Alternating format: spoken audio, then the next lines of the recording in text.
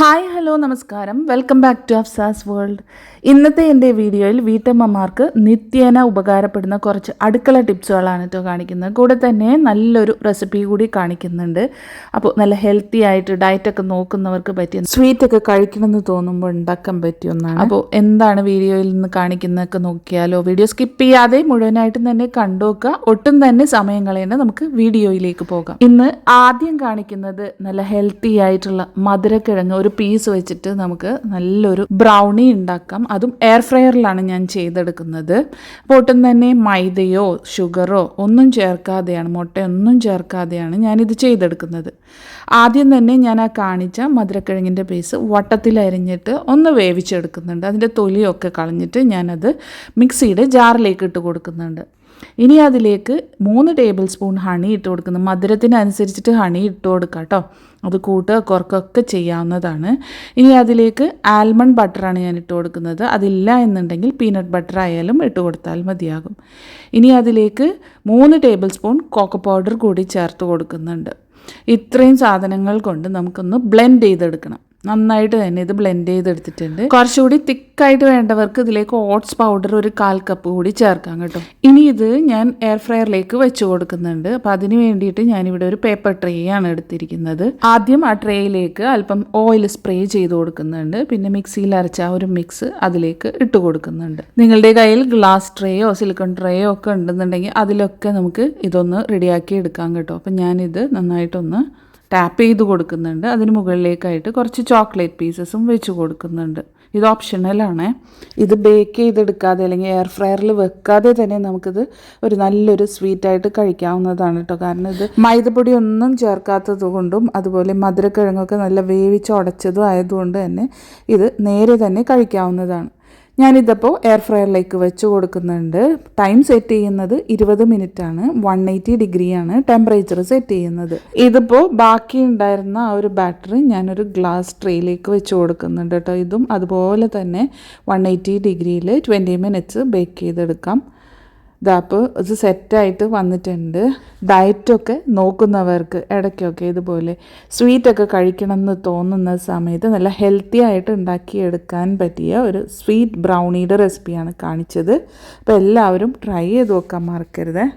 അടുത്തതായിട്ട് കാണിക്കുന്ന ടിപ്പ്, ഇഡ്ഡലി മാവൊക്കെ അരച്ച് കഴിഞ്ഞിട്ടുണ്ടെങ്കിൽ അതൊന്ന് ഫെർമെൻറ്റ് ചെയ്യാനായിട്ട് നമ്മൾ അധിക നേരം വെക്കാറുണ്ട്. കുറഞ്ഞത് ഒരു 8 മണിക്കൂർ എങ്കിലും വെക്കണം. ഇനിയിപ്പോൾ അരയ്ക്കാൻ വൈകിപ്പോയി അല്ലെങ്കിൽ മറന്നുപോയി എന്നുണ്ടെങ്കിൽ വളരെ കുറച്ച് സമയം കൊണ്ട് തന്നെ നമുക്കതൊന്ന് പൊന്തിക്കിട്ടണം എന്നുണ്ടെങ്കിൽ, ഇനി അതല്ല തണുത്ത സ്ഥലത്തൊക്കെ ആണെങ്കിൽ പെട്ടെന്ന് ഇതൊന്ന് പൊന്തി വരാൻ വേണ്ടിയിട്ടുള്ള നല്ലൊരു കിടിലൻ സൂത്രമാണ് കേട്ടോ പറയുന്നത്.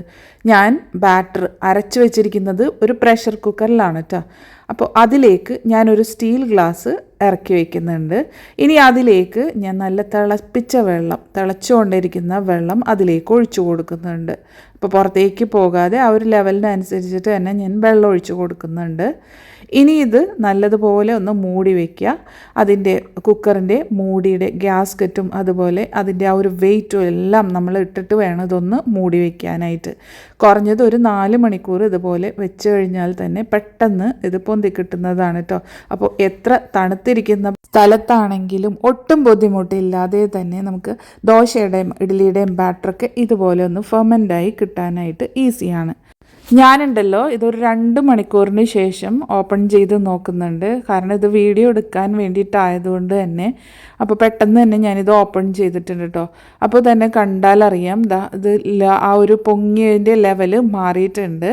അപ്പോൾ ആദ്യം ബാറ്റർ ഉണ്ടായതിൽ നിന്ന് വ്യത്യസ്തമായിട്ട് കുറച്ച് പൊങ്ങി കിട്ടിയിട്ടുണ്ട്. പക്ഷേ ഒന്നുകൂടി പൊങ്ങാനുണ്ട്. ഒരു 4 മണിക്കൂർ കുറഞ്ഞത് വെയിറ്റ് ചെയ്യുകയാണെന്നുണ്ടെങ്കിൽ പെട്ടെന്ന് തന്നെ ഇത് പൊന്തി കിട്ടും കേട്ടോ.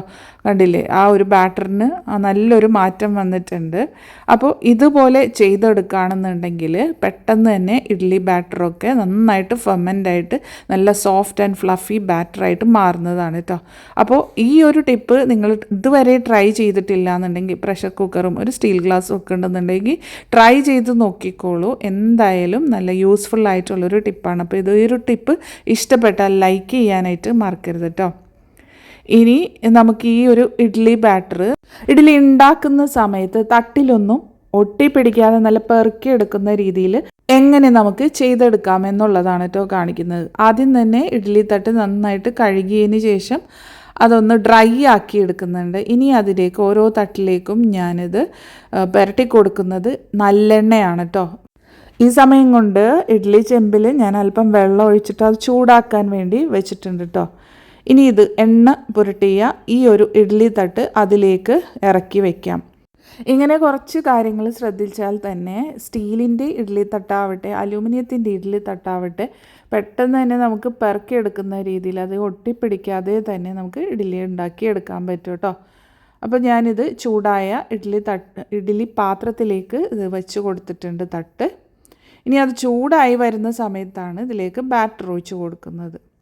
ഇങ്ങനെ ചെയ്യുകയാണെങ്കിൽ തന്നെ നമുക്ക് അതിലേക്ക് ഒട്ടും തന്നെ ഒട്ടിപ്പിടിക്കില്ല കേട്ടോ.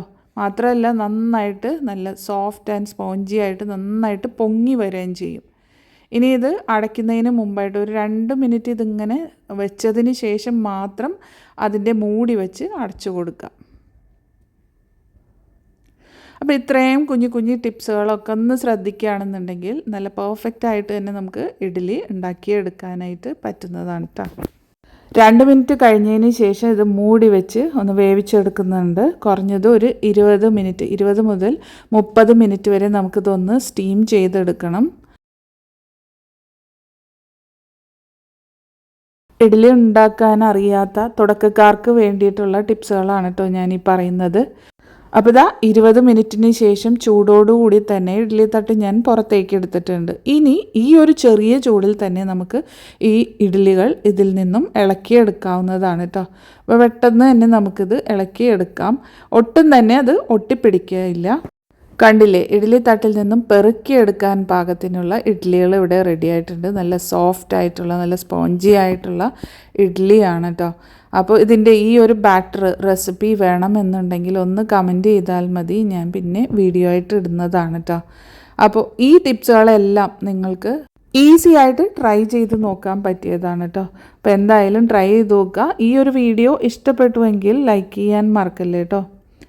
അപ്പോൾ ഇന്ന് എൻ്റെ വീഡിയോയിൽ കാണിച്ച എല്ലാ ടിപ്സും അതുപോലെ റെസിപ്പിയും നിങ്ങൾക്ക് എല്ലാവർക്കും ഇഷ്ടപ്പെട്ടു എന്ന് വിചാരിക്കുന്നു.